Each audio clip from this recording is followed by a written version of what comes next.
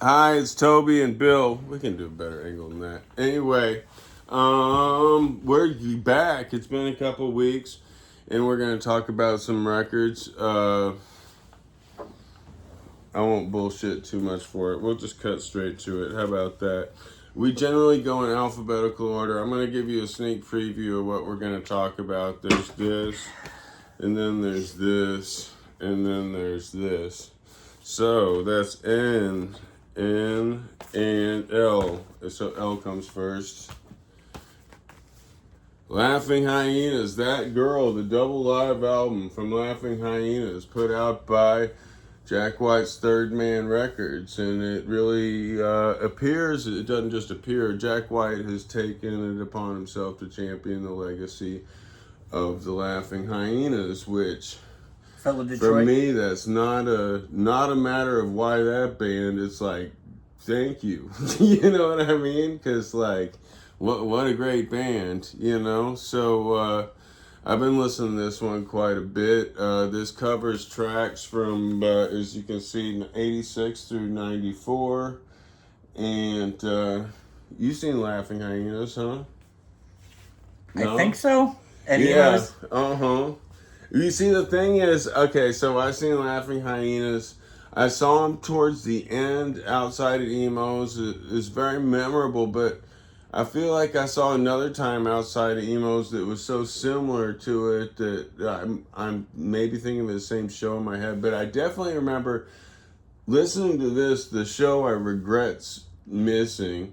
It's like this recurring theme in my life of people making me late to shows and me seeing these historic opening bands is Laughing Hyenas, and the other opening act was Gumball in 1991, opened for Sonic Youth on the Goo Tour, and all these cool friends from Houston came in town, and of course we had to party with them.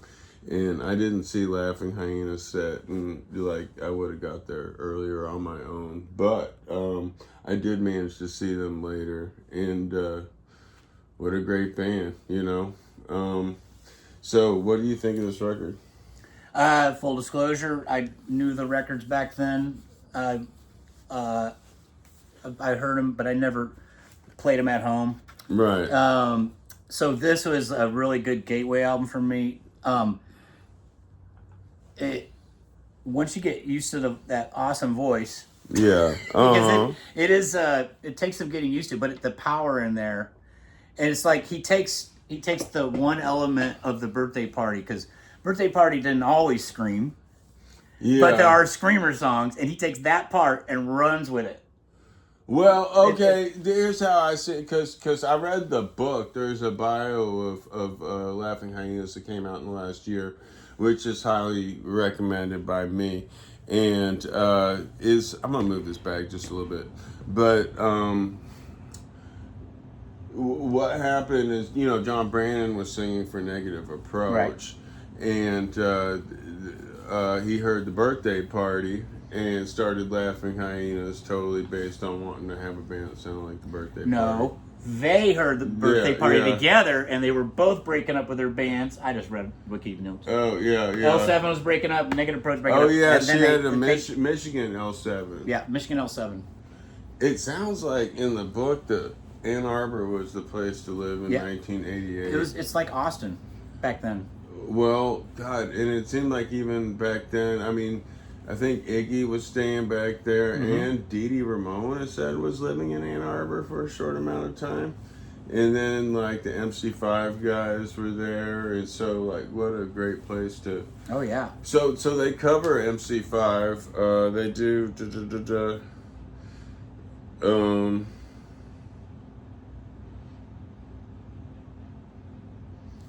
God damn, they do... All I know is I really focus on her guitar playing. Yeah. Listening to this. Fuck, so good. That's probably why I'm going to say either if I did see him, I was in the back. Because I have a feeling you'd really remember if you saw it or not, if I went up front. Oh, they do I Want You Right Now from Kick Out the Jams. And they also did Public Animal number 9, Alice Cooper. I thoroughly enjoy this. I think anybody who's never heard Laughing Hyenas, this is probably a good gateway album. This is I'm not learned like you. Did you? No. What studio album would you play first? Suggest first? Well, I'll tell you, I am pretty much here. I think I have a CD of Crawl somewhere. Crawl, that's the one. Yeah, and yeah, because there's some songs. I just got the reissue of Merry Go Round, the first album, which is very good. Yeah, Third Man put out all the. Yeah, but they sell out too, so you have to order them when they come out. You know, but man, so I really in the first. Early part of this, it's from 1986. The band is just going full blast. They've got another band that was heavily influenced around just a little bit earlier by the Birthday Party is locally be Scratch Acid, right? And you can see some similarities here. Some of the tempos, like the song, is it Let It Burn, is very got a She Said kind of thing going on here, and also on some of the songs, I'm personally a big fan of Black Flag My War, like side 2, all the slow stuff with Henry Rollins. The kind of, I don't know who was also a huge Nick Cave Birthday Party fan, you know. Some of the singing on that, especially. I like that Greg Ginn's a big Grateful Dead fan. Yeah, right. Like dedicated to the one I love. I'm hearing a lot of like, Nothing Left Inside kind of. Why didn't these guys get bigger? Jesus Lizard, like not as big as Jesus Lizard. Yeah. They're big enough. They got a cult following, but they're amazing. Well, what I was going to say about the first side is you can count the number of people clapping. It sounds like between 6 and 10 people clapping. They were room clearers. But, when I saw them towards the end, it was a respectable crowd of, as I remember, about 350 people. You know? That's what I'm saying. It's like, if I did see it, I had to be in the back because you would remember this girl. She was playing. Totally memorable. That's why I think, God, I saw them before that too. Yeah, because I remember you could see clearly that Kim Gordon had signed her guitar. You know, like if you got cool. You can't see it here, but cool. Like early on. So I think both times were at Emos. I saw them. But this is great. Did you have any favorite songs on here? I liked Crawl. Crawl is awesome. It's really good. So I knew that song really well. I wish one of the records I sold when I was broke was a comp. It was called like Savage Pencil. Yeah. And it had that on it, Yeah. And let me see. It's got a good some pictures. Unfortunately, I didn't rabbit hole the studio albums, but are they just as intense as this live stuff? Yeah. Okay. Yeah. Anyway, so for me, my favorite stuff where it gets the most intense is a lot of it was recorded in a 2-day period. When, as I remember in the book, the band was at their most strung out right along the time of the release of Crawl. Which is in the summer of 1990, which is why I really regret missing that Sonic Youth opening set, because that would have been right then, Yeah. But they do, within 2 days, there's one set at CBGB's, and then there's another set at WNYU, and it's like seven songs within a 2-day period, and I feel like that's where they're at their most intense, but it's all really good, And the title track, it's That Girl. It's really sets apart from all the rest of the songs. It's almost a pop song. Yeah. He's not screaming that much in it, but I had to get used. I'm not used to the screaming thing, but there's a method to the madness. When you play this whole thing, it's like, I get it. Mm-hmm. What a powerful shredding voice. Yeah. I saw that last Negative Approach reunion at would they play it? It was in Austin. Yeah. You know what band I was thinking of that like never got past a certain point? that I think that reminded me of Laughing Hyenas because, just to put it bluntly, they were just such open junkies. You know, is Royal Trucks, right? Love Royal Trucks. I love Royal Trucks. I never saw them play to more than like 400 people. Yeah. You know, man, all of their albums are great. I'm not. No, I mean, absolutely. there's stylistically not a whole lot of comparisons, but you know, I can see they had both bands had a similar trajectory. His guitarist is tuned like Keith Richards tuned. You're right. Man, yeah. Don't get me started on Royal Trucks. That box set is killer. Yeah. But both bands I kind of see, except Royal Trucks stuck it out longer, you know? And they got signed to Virgin. Yeah, well, yeah, I guess so. They had a bigger crowd in Europe, you know, or something. I don't know. They had 2 domestic Virgin records, and clearly they knew their last one was because they put a toilet on it. Oh, on the cover. That's a disgusting album cover. That album's great. Yes, it is. Yeah, Anyway, and that guy ended up getting arrested. Medicine went wrong. Oh, really? Yeah, in Colorado, he hit a cop or something. Oh, shit. Yeah, I think he's okay now, but it was clear the meds weren't right. I think he's bipolar or something. There's a story in the biography where John Brannon was in Ann Arbor, and you know, local celebrity.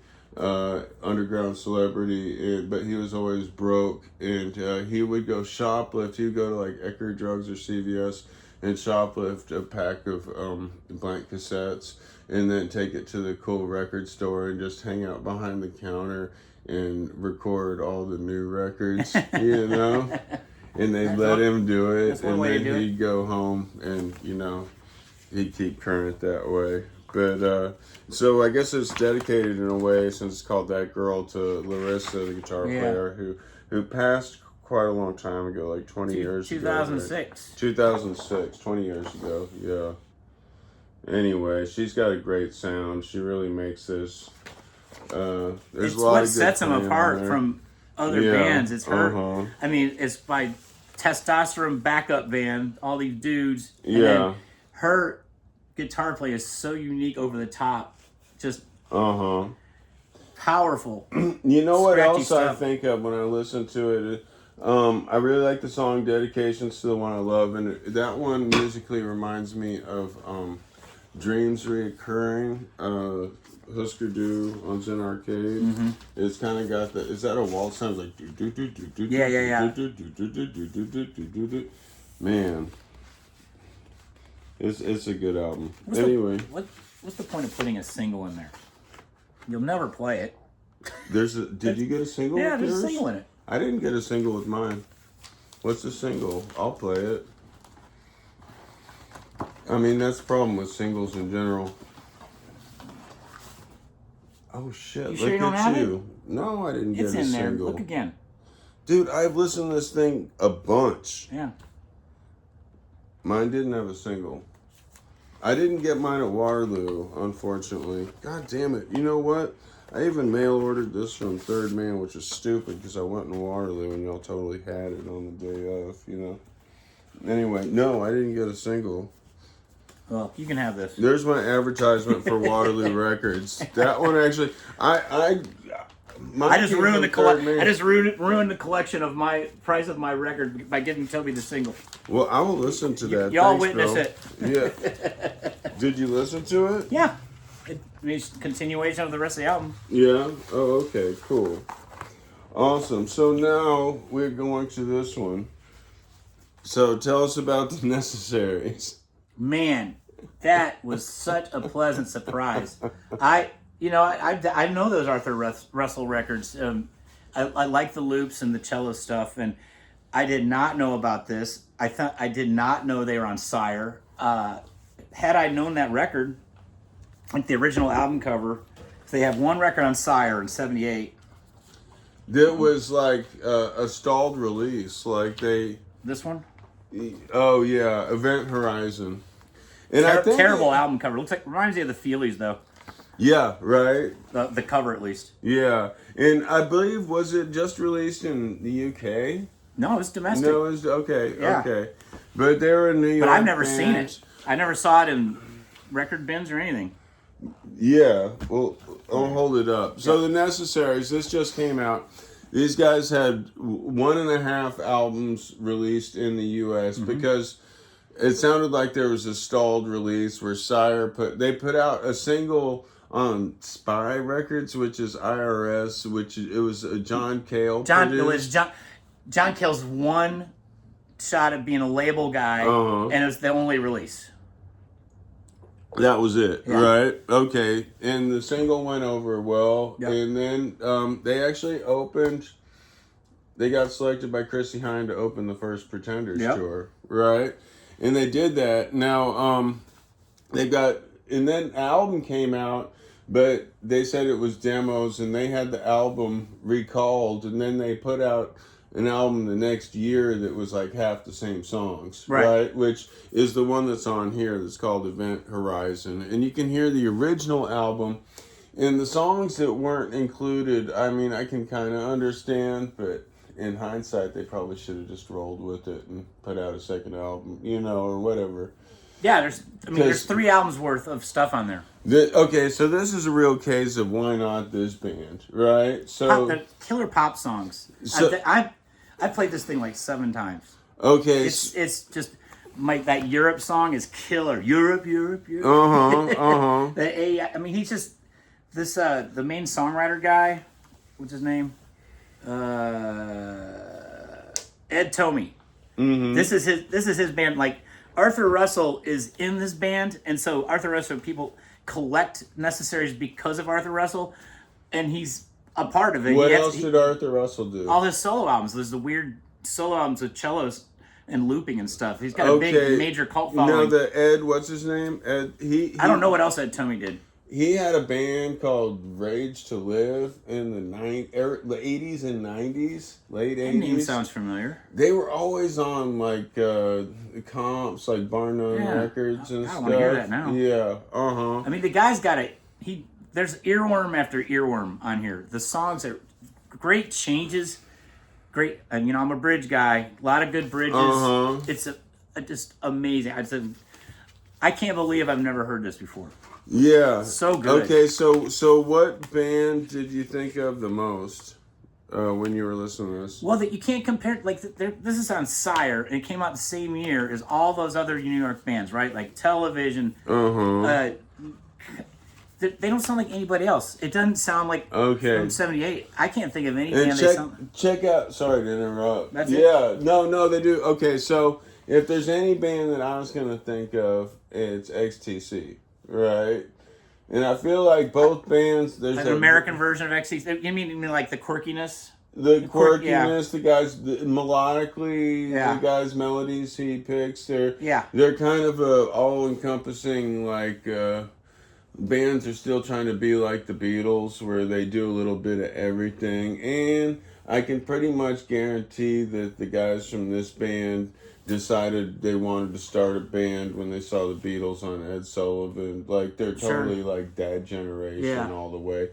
And it's got Ernie Brooks on bass from the Modern Lovers. And every time I look at the Modern Lovers record, you got Jonathan Richman, Jerry Harrison, who went on Talking Heads. You got David Robinson, who went on to the Cars. And you got the curly-headed bass player, Ernie Brooks. And I'm like, where did that guy go? He went to this band, The Necessaries, and his bass playing is awesome. Yeah. I'm always listening to the rhythm bass section's really good. If I could pick one word to describe his bass playing, it's nimble. Right? He's very melodic. There's a lot of great guitar playing. A lot of the leads on here, the guitar leads, make me think of Television, and I would be specific, except I never saw Television, whose leads I'm thinking of, whether it was Richard Lloyd or Tom Verlaine. The other thing about these guys is like Ed Tomey's like kind of writing straight pop songs, but the weirdo in it is Arthur Russell, and I think that's kind of why he drifts away and does his own stuff. He's in all these projects, but he does all these weird things in the background. Playing cello for one thing, that's weird. Yeah, and he's the other guitar player. At other times and the too. drummer had been in Red Crayola. on like their third Yeah. album. Yeah, so there's 3 albums on here, and 2 of them are unreleased. And for me, my favorite stuff is what you would think would be the worst stuff on the album, which is the second unreleased album, which is like demos they're doing right at the end. I think are amazing. Oh, yeah. And some of the things Yeah, what was that my it favorite? says are 4-track demos, I'm like, what kind of fucking 4-track is that? That sounds amazing. They must have had all kinds of equipment, but yeah, this is a my parties explosive. I can't. What is that one? God. That is a killer song in disc 2. Oh yeah, I'll tell you what. Do you have okay? So what are your favorite songs you're That thinking one, of on the here? Europe song. Oh my God! How about I like Tachito and the White Mercedes Benz. I like Skylife. Yeah, towards the end, I like a lot of these songs. I like a lot of them. I can't see shit. Anyway, I'm gonna get glasses. Well, neither do I. So anyway, that's gave it to really you. you can see that's fucking what kind of bullshit dark red on black print is that? Anyway, They basically took the same graphics from the vinyl and then shrunk it down. Didn't learn their lessons. Yeah. Anyway, so yeah, everyone I know a bunch of like people I went to high school and college with, guys that like jangly rock music that would just be all over this if they heard it. You know, I would have been. I'm still It's all my over first it. time. I put it on. It's amazing. I want the vinyl now. And there's current New York bands that sound like this, you know, that it's when I put it on, you know, it was kind of like, what year is this from? You know, this could have come out this year, you know. Very much so, yeah. Yeah, but it's from 78 That's what I'm to saying. 82. I can't. I mean, you're saying XTC because I don't hear that, but I hear the quirkiness. But it's there's such an enigma, and I think it's a combination of Arthur Russell doing the weird stuff in the background. Yeah, It's subtle, and that the Tommy guy does really good changes. The chord changes of the songs. the songs have a lot of well written parts. Yeah, there's a lot of good songcraft. It's rewarding on extra repeat listenings. Absolutely, right? absolutely, yes. And it's definitely one I've put on a few times, and It's definitely pop. It's not a rockin' record. it's got one song on both discs that I find super annoying. It's called AEIOU. I remember But that, you that know, song got to their credit, they wrote it before even Ozone came out with AEIOU. That guy owns a bed and breakfast in town, by the way. Oh, really? The survivor. There's one of them dead, but is it the singer or the keyboard yeah, the singer. guy? The singer. Where's the bed and breakfast? It's his house, not a bed and breakfast. Really? What do you call it?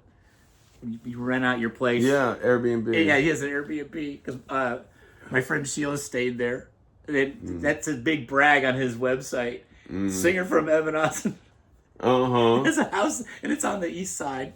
Oh yeah. And she had some very fun stories about that thin wall that she could hear everything.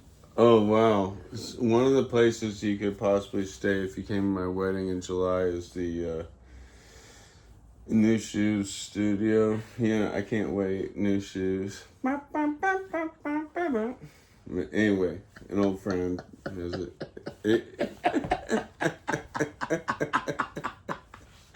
Okay, so there's a lot to unpack there. So anyway, Necessaries. If I had 4 more thumbs, they would all be up. Yeah, These guys are great. They totally.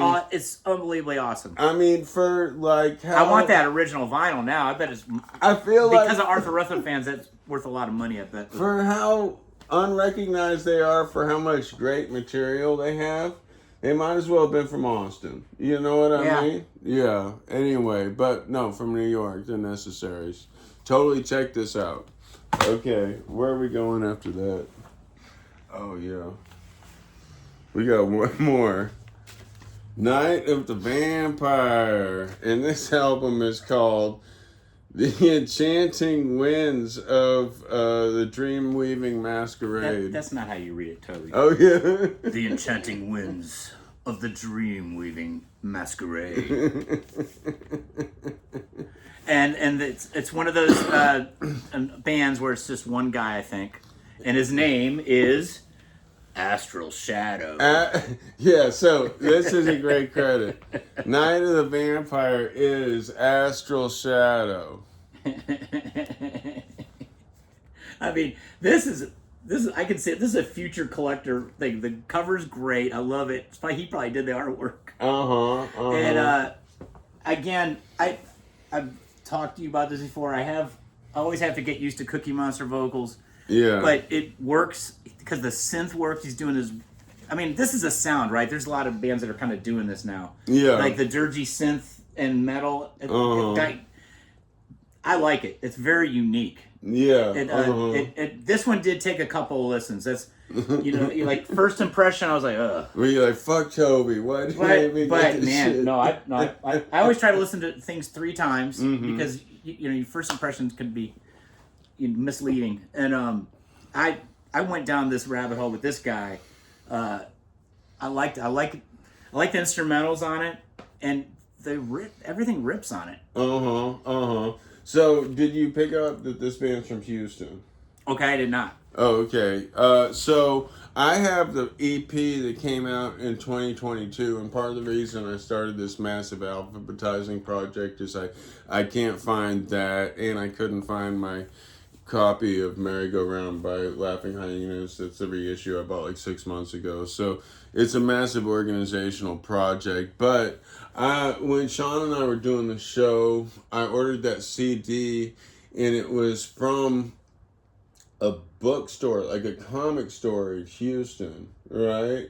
They're selling, like, this is on a label, this is on Profound Lore, right? But that was like the self-released one, and I looked up the address, and it was a comic book store in Houston, Okay. So, and it totally had this sound too. Like, if you like this, you're going to want to check that out as well. They didn't really change much to the formula here. But it's very black metal in the vocals. So, but it's synthesizers what sets it apart. Well, yeah. So this is a black metal album where in the mix mix wise, this has to be a one-man band because the synth is by far the loudest thing, right? Yeah. And that it's a drum machine, player, isn't it? It's probably a drum machine. Yeah. Yeah. So this is very gothic dance black metal, I guess, and I was just curious because I like the name and the art, and it's from Houston, and that's pretty dope. I won't be selling that, but let me tell you, the real deal on listening to this is I cut straight to side B. Like side A is I think side great. B is better. Side B is better. Side A is fine, but honestly, I find side B completely Side A is misleading. compelling. When I first put it on, I go, God damn it, Toby. But then when side 2 came on, I was like, okay. Yeah. So the songs on side 2, it starts with The Cosmic Darkness, Calls Me Home, and then that's your favorite song, right? And then I really like that one, but I really like the next one, Mother Moon of the Astral Dawn. And then there's 2 other songs, Beyond the Howls of the Celestial Wolves and he's got his Gothosaurus out. Misty Musions? What's a musion? Musions. Misty Musions? I don't know. Maybe y'all can help me with that. Anyway. It doesn't matter. Start on that. If you're streaming this one, start on The Cosmic Darkness Calls Me Home. This is a band, you know what? When I don't listen to Ghost, I know a couple of their songs. But when I see Ghost's image, this is what I think they should sound like. Yes. Right? And they don't. That last Ghost album I heard sounded like Styx. You know what? I'm not the first to say this. They sound like the music that gets played on the old Scooby-Doo during the chases, Like, So anyway, some of their Yeah, songs when I are listened to really this, I catchy. thought this is like the cooler version of Ghost. Right? Yeah. So you know already if that appeals to you, and if you're not your cup of tea. But I really I will throw this on occasionally, even though this doesn't really represent much of what I listen to normally. I'm totally supportive of Night of the Vampire. I never seen any listings of them playing live, so I guess it's just a one man. I'm generally biased against one man bands. I like to hear people jamming together, but I gotta say I will be throwing on side two of this occasionally. I've been really enjoying that if I'm in a certain mood, and you know. All right. So those are the 3 featured albums today. So what do you think you're going to be listening to the most? Oh, definitely the The Necessaries. Necessaries? Yeah, I'll play that when I get home still. Uh-huh. After I listen to those Pete Way solo albums. Oh, yeah. Yeah. Let me see if there's anything else I want to talk about. I don't think we'll ever get... Dude, I picked up this box set. I don't know when it came out. Purple Snow. About 10 years ago, I think. Purple Snow Forecasting the Minneapolis Sound on the Numero group, and it's 4 albums in a book of regional singles of funk and R&B bands from Minneapolis that tended to have that Prince sound that predated Prince, pretty much. And that doesn't take anything away from the genius of Prince. It just shows that nothing came out of nowhere, and generally sometimes what you think of as Prince sound really is a Minneapolis sound, so anyway, there's a lot of good R&B and disco and a lot of songs that'll remind you of other songs, like I listen to radio a lot in the disco era, so there's a lot of songs here that I find interchangeable with songs I heard a lot back then, but Sure. in a great way, Anyway, a lot of good music on this. I'd love to have that box set. I'm just tapping into this one, really. Anyway. Love that stuff. Yeah, no, me too. I'm a big Prince fan. I did buy the reissue, what's it called, Hit and Run, Oh, yeah. Volume 1. I really dug it. We were talking about that last time. Like, Unfortunately, he did not have a good record to go out on. Well, It's unfortunately, kind of- Prince passed kind of during the dubstep era, Yeah. So the last stuff he has is that like ultra bass stuff on it, which is dated, already. But that being said, I still really enjoyed it, Anyway, I don't think. I'm still trying to digest Crystal Ball. Yeah. I mean, that's what is that, 4 discs? There's so many things on there. Yeah, there's a lot of garbage in like the 3-disc Emancipation. Yeah. Too. Yeah, the Best Buy album. Anyway, we could talk about that some other time. There's a band we were going to talk about today, but little preview. We both really like Optic Sync, Lucky Number. So if you made it this Album far, of the year for me. Album of last year. Album I just of last didn't year. know it was out. We'll talk about that more at length coming up because we both like it too much to brush over it like that. So, okay, thanks for joining us once again. You got anything else? Nope. Oh yeah. Yard Work record release next Friday. We've got Ugly Beats and Boo Hoo on the bill. Oh, show goes 5 Still to have 8. time to go to the Bill's art go-to bar on opening. Burnett. It to go to. It's got Bill's work and Tim Kerr's Tim Kerr, work. Bill Jeffrey artwork. Mm-hmm. And I highly recommend it. That was a great art opening, and it's going to be up at the go-to All on month. Burnett all month through South by Southwest. All right. Thank you very much. We'll see y'all next time. Bye.